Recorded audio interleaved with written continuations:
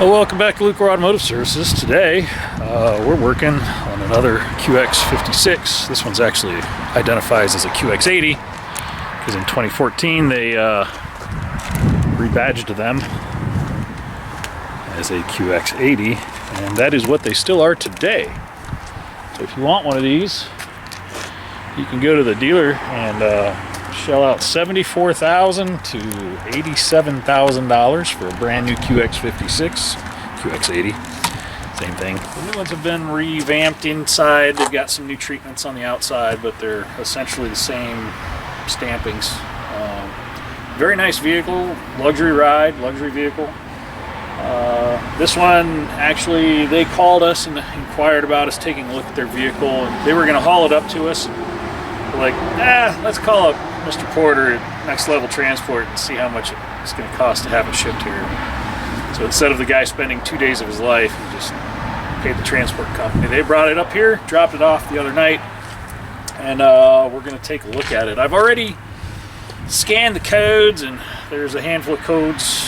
Most of them are high pressure fuel pump issues, and the owner told us he had pulled the high pressure fuel pump, and the lifter puck had a hole in the center of it, which we see quite often on this engine, and that basically means it's going to need a timing chain update and a new high pressure fuel pump and a new lifter puck and whatever else we find that's wrong underneath there while we are in there, because when we recondition these cars, we want to fix all the things that we see wrong while we're in there, because I'm going to have the nose off of this truck, and if I'm finding parts that are going to fail that I can condemn because they're worn or they're going to, they've already served their useful life. If I can save this guy from having to put a radiator in it in 3 months, then it's better for me to just put it in now, especially since I haven't ripped all the way apart. So, without more of me flapping at the jaw, let's get this thing in the shop, get it racked up. We're going to start getting this thing torn down and assessed for the customer. This one is a two-wheel drive, which makes my job a little bit easier because I don't have to pull the front axle out of it. I'm probably going to talk to the guys over at True Performance, which is a body shop right down the street, to have them give us an estimate on repainting this hood since it's peeling. The rest of the body looks pretty good, not many dents. Probably going to need a set of tires pretty soon. Brakes look okay. We'll check those while we have it up in the air. We get this thing on the rack. We'll get started with it. Thanks for watching. The Mustang, I drove the Mustang home last night. It's worlds better than the brakes that were on it. It's quite a fun little car to cruise around in.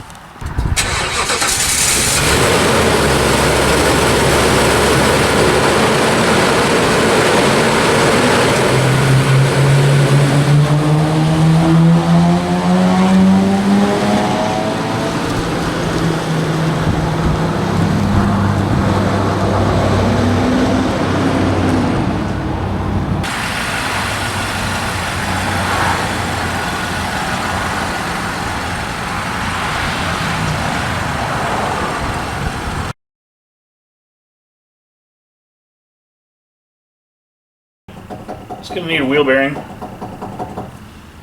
Brakes look pretty good. Looks like they hammered it into something up here in the front. So I did hear, pulling it in, I did hear what sounds to me like a bad U-joint. It pops when I shift from drive to reverse and back, and so we'll probably be putting U-joints in this car just to be preventative.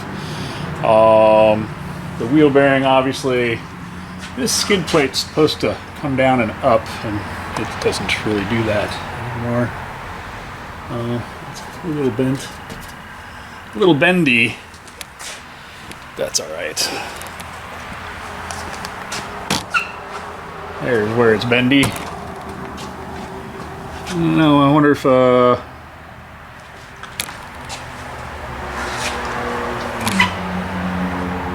maybe somebody hooked it on a wrecker there.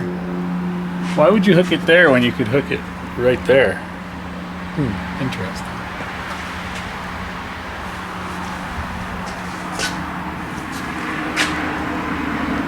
Looks like a loading mistake to me.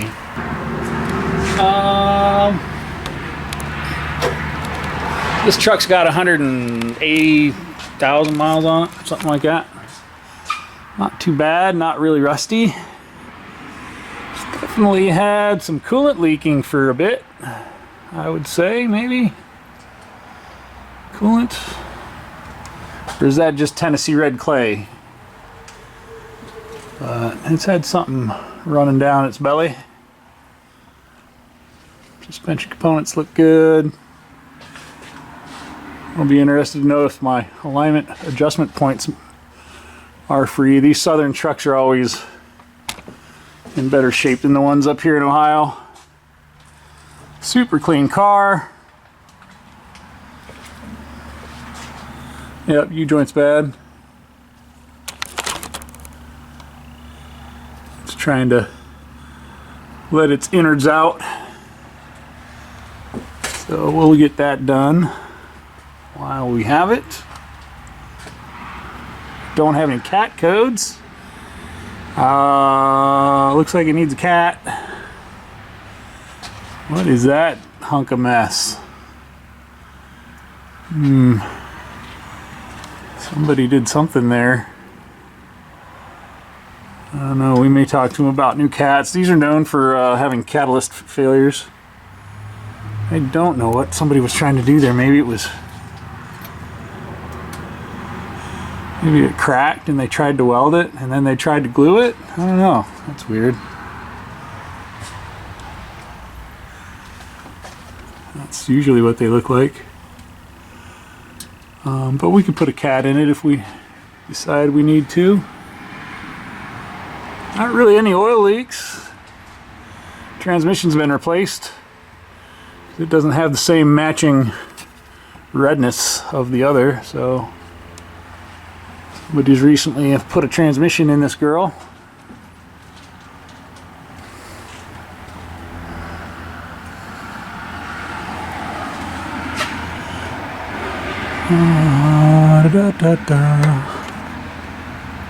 I'm probably going to want to replace that gasket or reseal it at any rate. While I'm in here, well, let's get this shield out of the way and we'll figure out what's going on. I do have some fluid dripping down here. It looks like coolant. I want to take a look at the oil cooler. There's actually two oil coolers. There's a transmission oil cooler and an engine oil cooler right up here on the bottom front of the oil pan. And I want to see if they are leaking or if it's a hose or maybe it's residual. I don't know if this has already been apart. So, you know, you got to do a little figuring out on these things.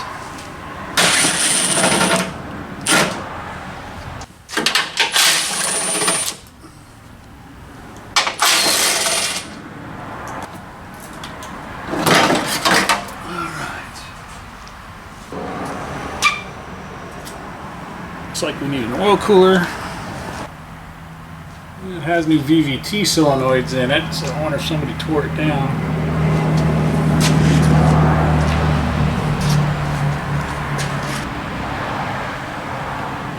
Doesn't look too bad. All things considered. Some of our bushings are crumbling. Right up a list, we'll start stripping this thing down. It looks pretty good. I'll go ahead and pull the oil pan off first so we can check it for debris. But it runs smooth. We're going to strip it down for timing chain replacement and whatever else we see that it needs while we're in there. And then hopefully this customer can drive this car another 200,000 miles. Who knows?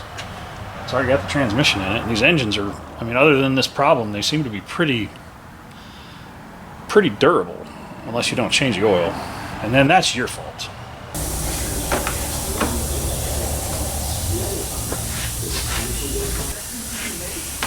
Keep pulling parts off this nose until we get to the bottom of things.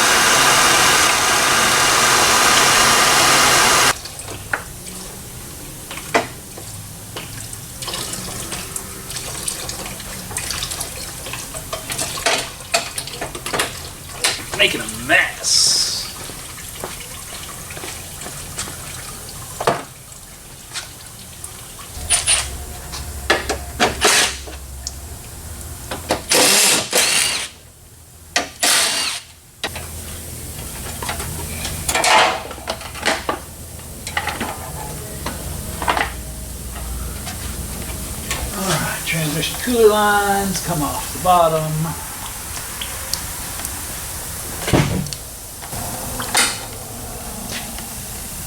And now our cartridge is ready to pull.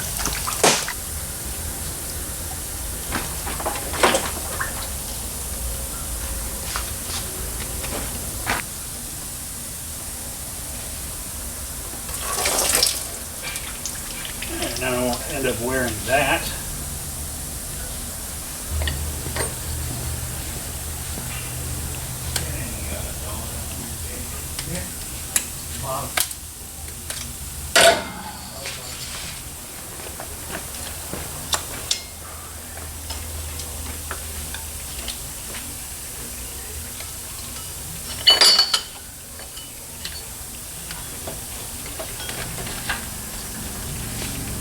The belt's brand new.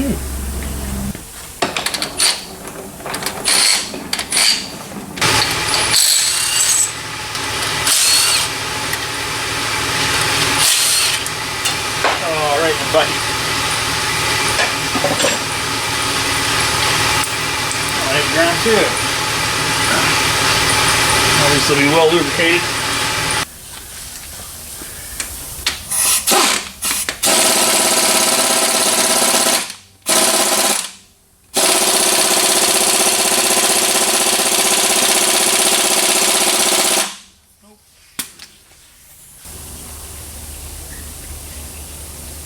Use your big ass half-inch quarter.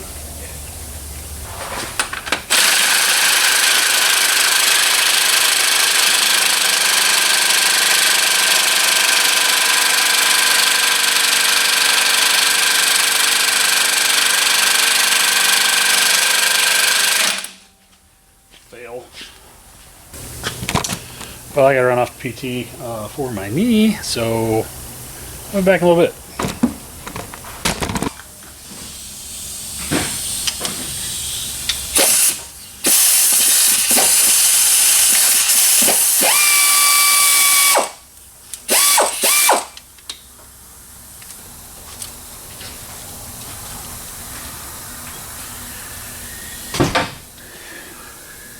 Might as well go ahead and pull the intake off. Not that big of a deal to do. Get it out of my way. I can pull both of my phase actuator covers off, and then it's time to pull my power steering and my compressor the rest of the way off.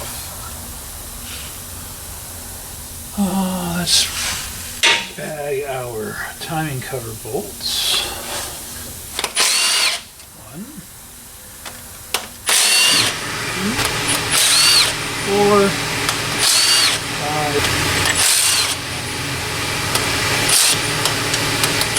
6, 7, 8.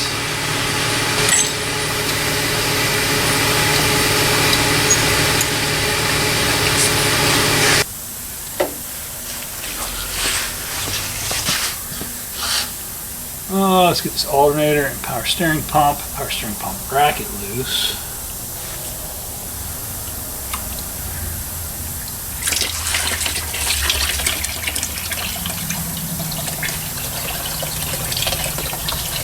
Damn oil filter. No. You trying to kill this car? Oh, right on my shoe. That was dumb. Got a wet foot. I didn't say I was always smart. Apparently, if you want to drain the coolant in one of these, you just disconnect this hose here because it's at the bottom.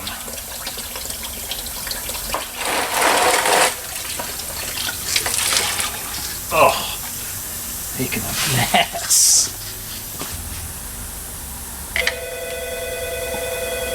Well, that wasn't glued on very well. Maybe that's where my oil leak was coming from.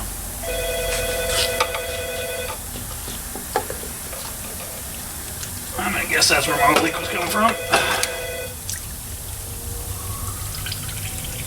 Because that was not stuck on hardly at all. This one feels really stuck on. Yeah, that one was stuck. somebody took this cover off to put a solenoid in it, and they didn't glue it back on. So that explains my oil leak down on that side of the engine.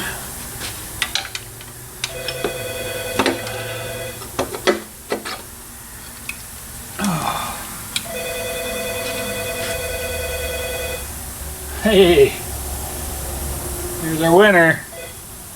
There's our nugget out of the lifter puck. At least I didn't have to go hunting for it. It was right there. That little chunk of metal could do a heck of a lot more damage than you realize. Ooh, yeah, it's kind of groovy. The cam lifter assembly is destroyed, so that's a $700 part. The high pressure fuel pump's probably damaged from the puck shucking its lifter. So yeah, we're ready to pull the front cover. Everything's looking pretty good. I think we're probably going to be fixing this one. It's had an oil leak over here. Somebody put VVT solenoids in it, and they didn't glue the case back down. So that's probably where my oil leak was coming from, because this didn't have any stick to it when I went to take it off, so it definitely wasn't glued back on.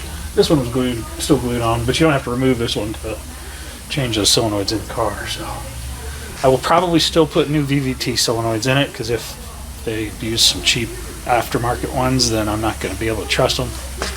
I'd rather find some nice Hitachis, since they are the manufacturer that makes them for Nissan. Same with the water pump. We'll do a radiator and a thermostat in this one as well, just like we did in the last one. That way all those things are addressed, and hopefully they'll get another 100K out of this thing. The frame on this thing is amazing, just like the last one.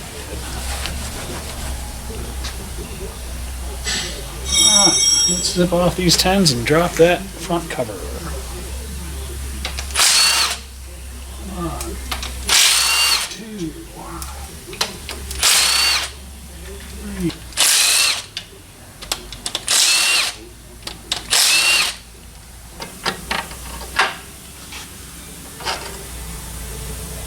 Oh, that was destroyed. That one is destroyed. That's $1,700. That piece is $700. Painful. Expensive parts. They run great when they're running correctly. Looks like that chain's stretched too. Let's get this cover the rest of the way off. I have removed 25 bolts so far. I have 1, 2 hidden ones. And 1, 2, 3, 4 more, so 32, I guess. Something like that.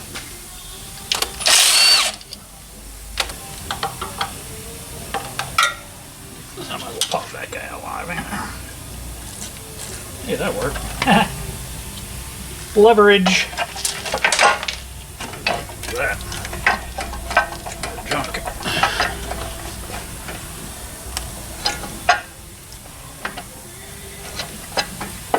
So when you go back together, there's a seal that goes there and a seal that goes there. And if you don't do that, you'll be taking it all apart again. Oh, that bracket is in my way. That's what's holding me up.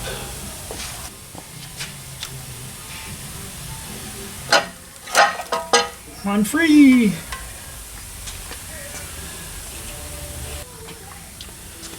So this lifter puck was replaced.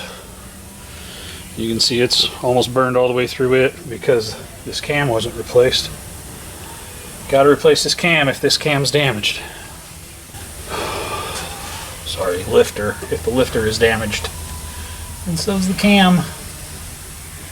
And the guide, because the piece of the lifter comes down here and hits the guide. If you're really super lucky, it'll knock the chain off too. You can see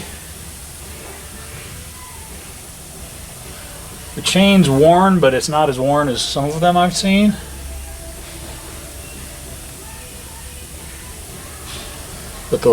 the tensioners all the way out of its pocket. So I've seen them wear into the oil jet before. That makes it a real mess.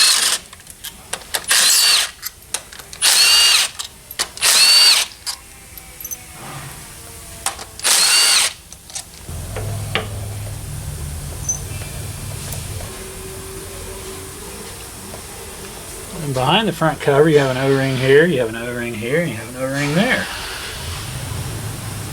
That if you don't replace them, you will be doing this again.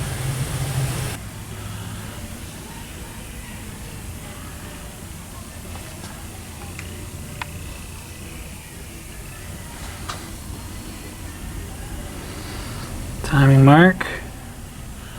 Timing mark.